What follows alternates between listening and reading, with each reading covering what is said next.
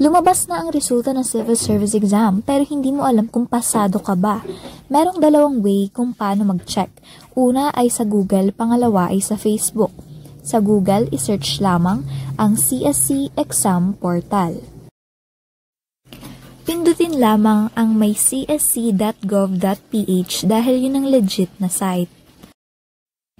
Kapag ganito ang lumabas, i-close nyo lang, tapos pumunta kayo sa top left corner and dapat yung bilog ay nasa kaliwa. Pindutin nyo na ang CSC PPT August 10, 2025.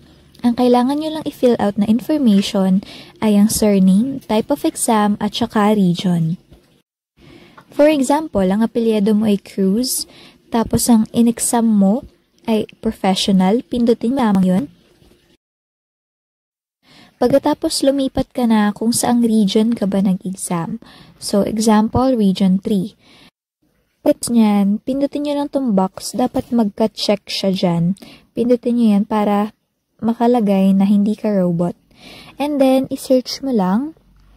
Then, lalabas na dyan ang may mga surname na Cruz. Kung hindi mo mahanap ang apelyido mo kasi marami kayong magkakapangalan, punta ka lang sa baba tapos i-next mo yung mga number doon. Kasunod naman ay mag-search tayo sa Facebook ng Philippine Civil Service Commissions. Currently, meron silang 1.5 followers and meron silang blue badge.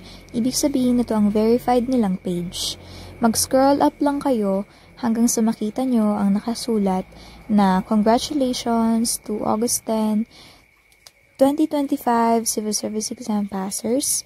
And then, pindutin nyo lang yung blue na link and magre-redirect na kayo kung saan pwede nyo na siyang i-access ang mga list of passers, okay? So, pindutin nyo yung Google Drive, yung may encircle.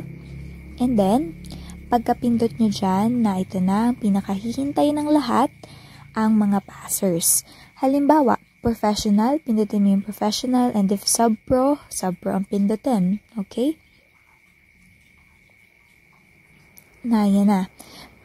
Alphabetical na ang mga surname. For example, Cruz na ayon ang letter C, De La Cruz, Garcia, na ayon ang mga first letter. Pindutin nyo lang yan, yung mismong PDF, and makikita nyo na kung pumasa ba kayo o hindi. Yun lang, maraming salamat! Congratulations sa lahat ng nag-exam nitong last August 2025.